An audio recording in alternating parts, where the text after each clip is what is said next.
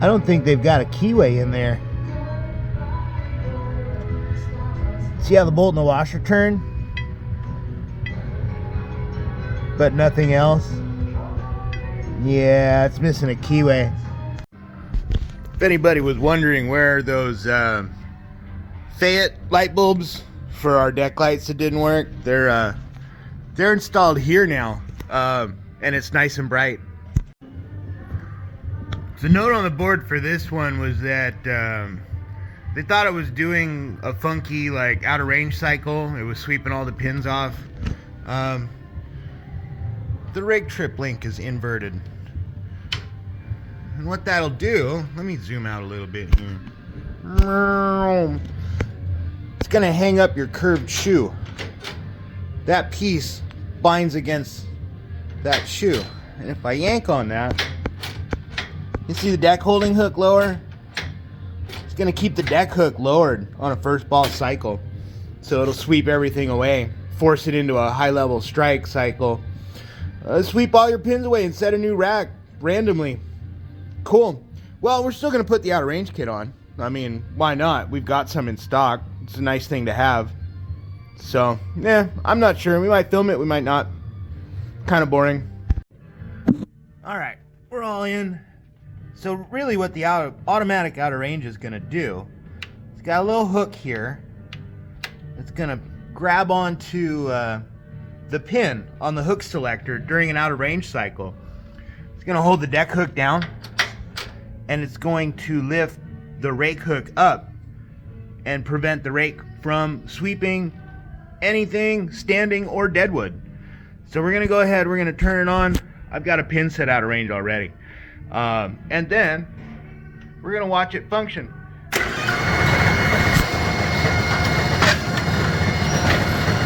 Out of range. Deck is held on the holding hook. We did not sweep, and our sweep returned to home. We're good. See if I can get you guys in a little bit closer on this. This is a Model A style hook selector, so we had to use the extra pin that's supplied for this. Oh, and before anybody gets mad at me calling the rake a sweep, you know what I'm talking about, right? You know, semantics, words. We're still referring to the same thing, right? This one is going to be a little interesting. The note on the board for this one is that the rake wouldn't sweep. So I'm down in front of the pin setter.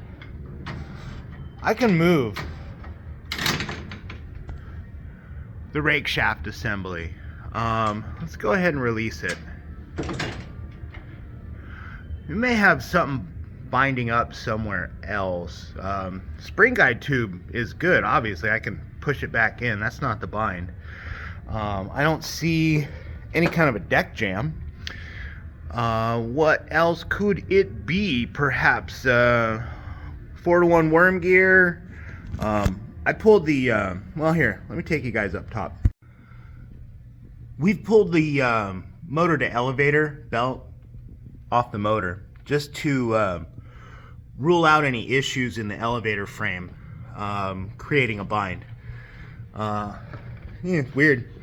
I can rotate the belt and the gearbox clutch in reverse pretty easily, but trying to go forward is difficult.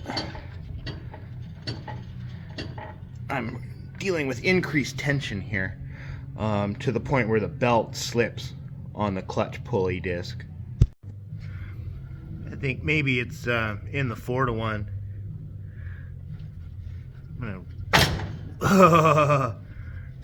Yeah. There we go. Oh, that's brutal.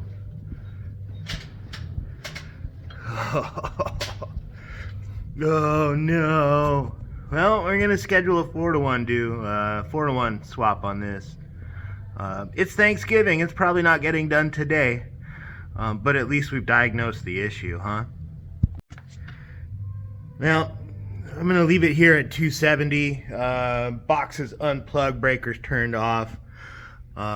We will let the team here know what the issue is, and I'll have to check my schedule and see when I can come back out here with enough time to do this. Yeah, look what I found. Oh, it missed it that time. That interlock probe is bent down. We've got some interference between the turret center chute interlock probe and the torsion latch. There was no note on the board about what was going on here, but I think I solved the mystery fairly easily here. We're just going to bend that interlock probe back up into adjustment. That looks a lot better. Let's see if you can get my little finger under there right now. That should be good.